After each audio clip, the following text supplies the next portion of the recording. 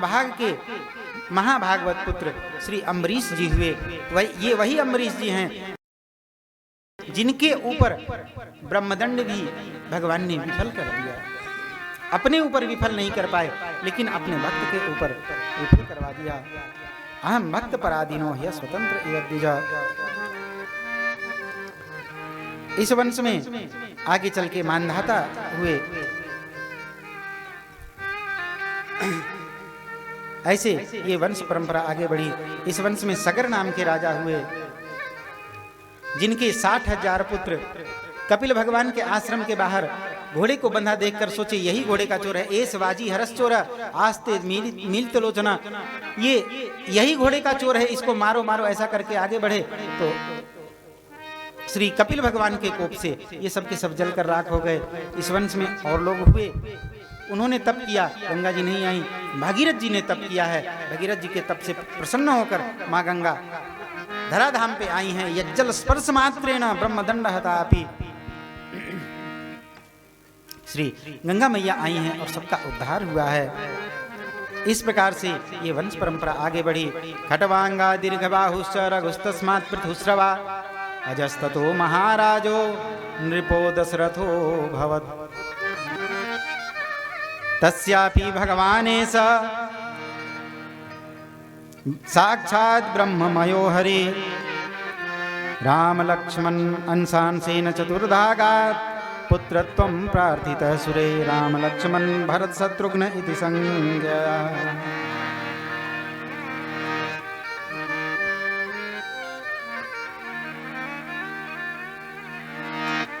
इसी वंश में राम लक्ष्मण भरत शत्रुघ्न ये 4 रूपों से प्रभु प्रकट होके आए हैं। और भगवान ने अनेक प्रकार की लीला की। समय हमारे पास कम है, इसलिए एक पद के माध्यम से हम लोग श्री रामचरित्र का दर्शन करें। जय जय श्री सीता भजु दशरथ नंदन जनक लली। भजु दशरथ जनक लली मिथिलेश लली। भजो जनक लली मिथिलेश लली। जनक लली मिथिलेश लली। भजो जनक लली मिथिलेश लली। भजो दशरथ नंदन जनक लली। भजो दशरथ जनक लली।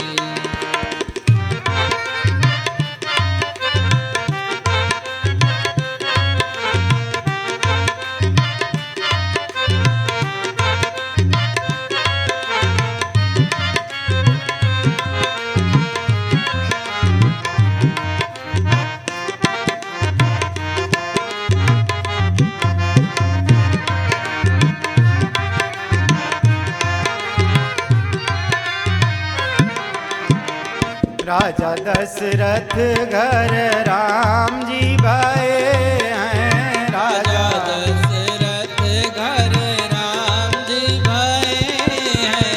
राजा दशरथ घर राम जी भाए हैं। राजा दशरथ घर राम जी भाए। राजा राम जी भाए हैं। राजा राम जी भाए। राजा जनक घर लाडली पली। हरि हरि। राजा जनक घर लाडली पली। भजो दशरथ नंदन जनक लली। भजो दशरथ नंदन जनक लली।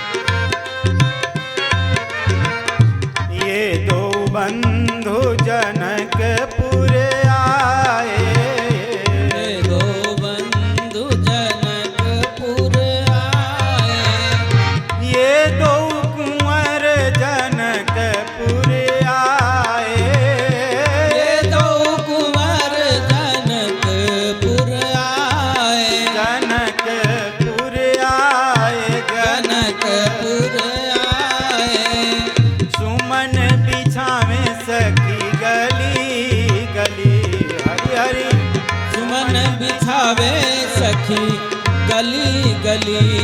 भज दशरथ नंदन जनक लली।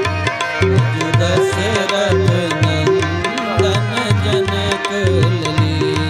भज दशरथ नंदन जनक लली।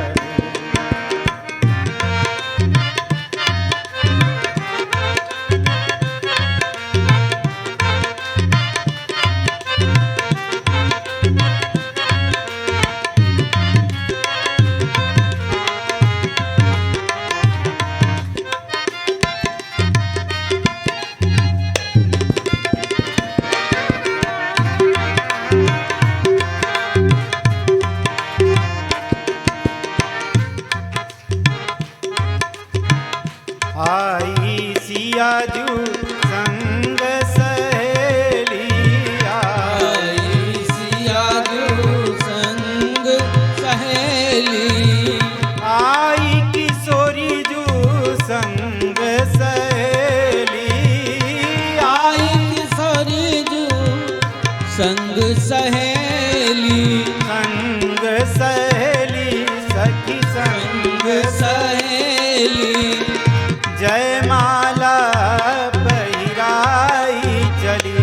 हरि हरि जयमाला पहराई चली। भज दशरथ नंदन जनक लली। भज दशरथ नंदन जनक लली। भज दशरथ नंदन जनक लली। भज दशरथ नंदन जनक लली।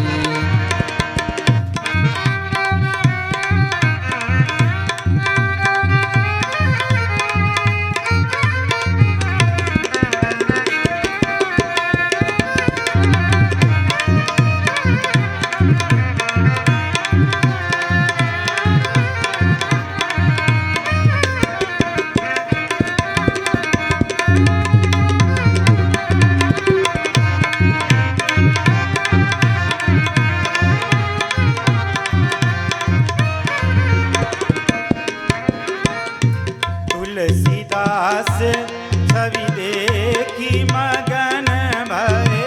तुलसीदास दास छवि देख मगन भये। तुलसीदास छवि देखी मगन भये। तुलसीदास छवि देख मगन छवि भये। देखी मगन छवि छवि देखी मगन भये। यह झांकी मोह लगत भली। हरि हरि यह झांकी मोह लगत भली। भज दशरथ नंदन जनक भज दशरथ नंदन जनक लली। दशरथ नंदन जनक लली। भज दशरथ नंदन जनक लली। दशरथ नंदन जनक लली। भज दशरथ नंदन जनक लली। प्रेम से बोलिए राजा रामचंद्र भगवान की जय। श्री किशोरी जू की जय। श्री अवध मिथिला धाम की जय। श्री सरजू मैया की जय। श्री कमला बिमला की जय। जय जय श्री सीता। तारा। इस प्रकार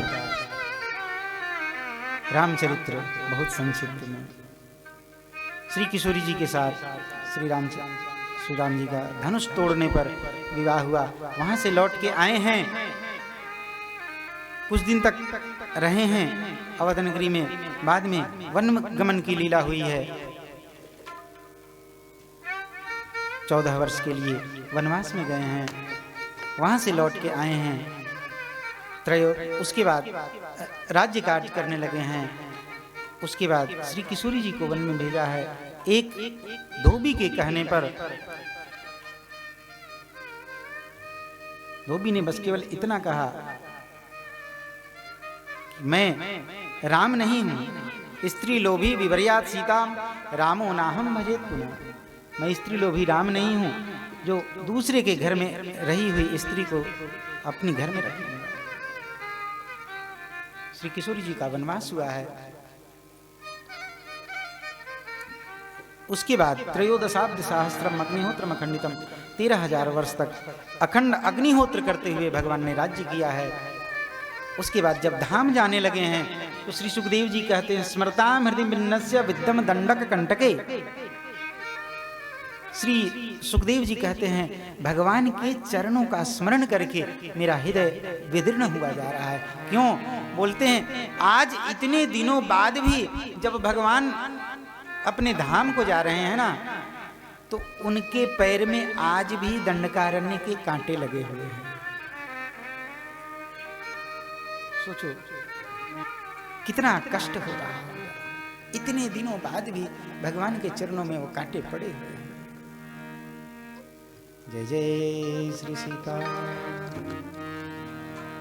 कुश को राजगद्दी पर बिठाया गया है, सबको यथा योग्य संभलाया गया। आगे के अध्याय में निमि वंश का वर्णन है। ये निमि इक्ष्वाकु के पुत्र हैं। इनमें से जिनकी पुत्री श्री सीता जी के साथ श्री राम जी का विवाह हुआ, उनका शिरध्वज महाराज नाम था। इस वंश में जितने राजा हुए सबको जनक की उपाधि दी, सब जनक के ही नाम से जाने गए। अब श्री सुखदेव जी कहते हैं, अथातः श्रूयताम राजन वंशः सोमस्य पावनम। अब मैं तुम्हें चंद्रवंश की पावन परंपरा कहने जा रहा हूं, ध्यान से श्रवण करना। इस चंद्रवंश की परंपरा सबसे आदि में भगवान नारायण, उनके नाभि कमल से ब्रह्मा जी के 10 मानस पुत्रों में एक अत्रि, अत्रि के पुत्र चंद्रमा, चंद्रमा के पुत्र बुध, बुध के पुत्र पुरूरवा। इस प्रकार ये वंश परंपरा आगे बढ़ी। इस वंश परंपरा में आगे चल के एक जय जय श्री राम, एक ययाति नाम के राजा हुए। इन ययाति महाराज एक बार वन में गए, शिकार खेलते खेलते जल ढूंढने लगे, कोई और नहीं मिला। जल के लिए कुएं में हाथ डाला तो देवयानी निकल आई। देवयानी का हाथ पकड़ के बाहर किया और देवयानी ने कहा, आपने मेरा हाथ पकड़ा है, अब मैं आपके साथ ही चलूंगी। तुम हो कौन देवी? इसने बताया, मैं दैत्य गुरु शुक्राचार्य की पुत्री हूँ। इन्होंने कहा, मैं क्षत्रिय और आप ब्राह्मण, हमारा और आपका संयोग नहीं है। इन्होंने कहा, नहीं, देवताओं के गुरु बृहस्पति के पुत्र ने मुझे शाप दिया है कि तुम्हारा विवाह किसी ब्राह्मण से नहीं होगा। बोले, ठीक है, आपके पिता अगर इस बात के लिए तैयार हैं तो मैं आपसे विवाह करने को तैयार हूं। श्री शुक्राचार्य जी इसके लिए अनुमति देते हैं। देवयानी ने सारी बात बताई है कि मैं कुएं में कैसे गिरी। शर्मिष्ठा जो राजा की पुत्री थी, उसके कपड़े जल्दी जल्दी में पहन लिए थे, इस कारण से उसने मुझे कुएं में धकेल दिया। मेरा अपमान किया है, इसलिए मैं अब इस राज्य में नहीं रहने वाली। शुक्राचार्य जी ने कहा, जब तेरा अपमान किया तो मेरा भी अपमान किया, मैं भला इस राज्य में क्यों, चल मैं भी चलता हूँ। शुक्राचार्य जी भी जाने लग गए हैं। दैत्यराज को पता लगा है। दैत्यराज आकर चरणों में लौट गए हैं। आप जो सजा देंगे मैं वो भुगतने के लिए तैयार हूँ, आप आज्ञा करें। शुक्राचार्य जी ने कहा, इसने मेरा अपराध नहीं किया है, मेरी पुत्री का अपराध किया है, तो ये जो सजा कहेगी वही होगी। देवयानी ने कहा, मेरे साथ मेरी दासी बनके अगर शर्मिष्ठा चले तो मैं इसे क्षमा करने को तैयार हूं। बोले, ठीक है। शर्मिष्ठा तैयार हो गई, दासी बनके आई है। बहुत दिन बीते हैं। समय बीतते बीतते देवयानी के 2 पुत्र हुए, यदु और दुर्वासु, और शर्मिष्ठा के 3 पुत्र हुए, द्रुहु, अनु और पुरु। एक दिन देवयानी ने जाकर अपने पिता शुक्राचार्य जी से शिकायत कर दी कि ये तो यहाँ से मेरी दासी बन के गई थी, लेकिन वहां जाकर ये मेरी सौत बन गई। पिताजी, इसे दंडित करो। शुक्राचार्य जी ने साफ श्री ययाति महाराज को ही दे दिया, जाओ तुम बूढ़े हो जाओगे, देवयानी रोने लग गई, पिताजी इससे तो मेरा भी घाटा हो गया, मेरा भी नुकसान हो गया, पिताजी आप कोई उपाय बताएं। शुक्राचार्य जी ने कहा कि अगर कोई पुत्र इनका बुढ़ापा लेकर इनको अपनी जवानी दे दे तो ये पुनः युवा हो सकते हैं। 5 में से 4 ने मना कर दिया है। सबसे छोटे छोटे पुरु ने अपनी जवानी दी है। पुरु की जवानी को लेकर बहुत दिनों तक राज्य कार्य किया श्री ययाति महाराज ने। उसके बाद पुरु को उसकी जवानी वापस लौटाई और उसे राज्य करने का अधिकार देकर खुद वन में चले गए हैं तप करने के लिए। इस वंश में आगे एक रंतिदेव नाम के राजा हुए। 48 दिन का अकाल पड़ा। 49वें दिन भोजन मिला तो वो भी किसी भिक्षुक ने ले लिया, उस भिक्षुक को दे दिया। एक बार भी नहीं कहा कि मैं 48 दिन से भूखा हूं। इनको भगवान प्रकट होकर के दर्शन दिए। इन्होंने भगवान ने कही कि तुम कोई वरदान मांगो, तो इन्होंने मांगा, हे प्रभु संसार के सारे लोग सुखी हो जाएं। भगवान ने इनको मनवांछित वर दिया है। इसी वंश में आगे चल के एक आनक दुंदुभी नाम के राजा हुए। इनका जब जन्म हुआ तो देवताओं के नगाड़े, भेड़ी ये सब बजने लग गए, इसलिए इनका नाम आनक दुंदुभी हुआ। इनकी पौरवी, रोहिणी, भद्रा, मदिरा, रोचना, इला और इन सब में प्रमुख देवकी हुई। इनकी रोहिणी नाम की पत्नी से श्री शेष जी का जन्म हुआ। इनकी देवकी नाम की पत्नी, जिसके 6 पुत्रों को कंस ने मारा, 7वां हुआ नहीं, और 7वें के रूप में श्री शेष जी हुए और 8वां श्री कृष्ण जी इनके पुत्र के रूप में हुए। भगवान ने जन्म लिए और जन्म लेते ही गोकुल से मथुरा में चले, मथुरा से गोकुल में चले आए। यहाँ आकर 7 वर्ष 6 मास 11 दिन ब्रज में लीला की है और यहाँ से फिर लौटकर मथुरा गए हैं। कंस को मारा है। कंस को मार के उद्धार करके मथुरा वासियों को मुक्त कराया है। उसके बाद 125 वर्ष तक भगवान राज्य करते करते अपने धाम को गए हैं। ये श्री कृष्ण चरित्र श्री सुखदेव जी ने श्री परीक्षित जी को एक बार संक्षिप्त में सुना दी। क्यों? इससे कोई अवतार भेद ना हो जाए। अभी तक जितने भी अवतारों की कथा कही गई सब सूक्ष्म सूक्ष्म रूप में ही। एक दूसरा कारण, आज चौथा दिन है। कहीं ऐसा तो नहीं परीक्षित को भूख प्यास लग रही हो और ये इंतजार कर रहा हो कि जल्दी से कथा पूरी होवे तो उठ के जाके चाय पिए। पता नहीं गुप्ता जी ने चाय बनवाई है कि नहीं। आज तो माखन खिलाना है सबको। नहीं, कुछ भी खिलाओ लेकिन चाय तो पिलानी ही पड़ेगी। जय जय श्री राम। समय भी हो गया है तो भगवान श्री सुखदेव जी सोच रहे हैं कहीं ऐसा तो नहीं परीक्षित को भूख प्यास सता रही हो। जब कथा पूरी कर दी तो श्री परीक्षित जी बोल पड़े, कथितो वंश विस्तारो भवतां सोम सूर्ययो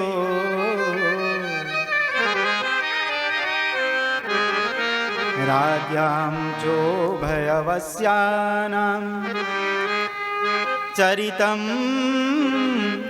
परमाद्भुतं चरितं परमाद्भुतं।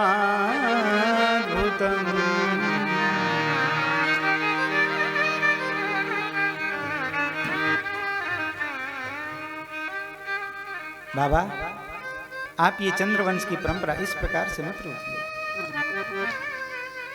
आप अगर कथा रोक दिए तो मेरी जीवन लीला आज यहीं रुक जाएगी। संत का साप टूटा हो जाएगा। 7वें दिन तक छक काटने का साप मिला है, आज चौथा दिन ही है। आज